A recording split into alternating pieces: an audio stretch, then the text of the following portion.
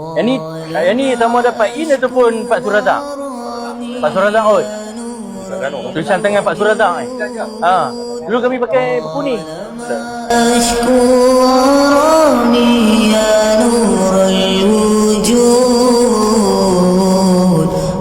Antara tahun 1916 1918 Madrasah Masyhur Islamiyah dan 1936 Madrasah Irsyadiyah, iaitu Irsyad sekarang ini.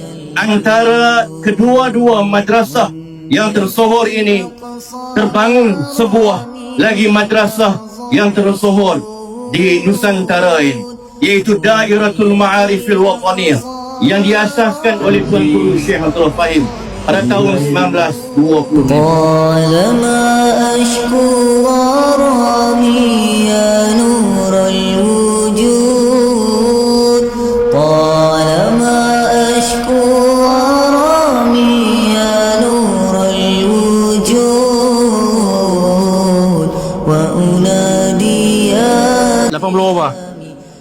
Berapa? 80-an kami ya.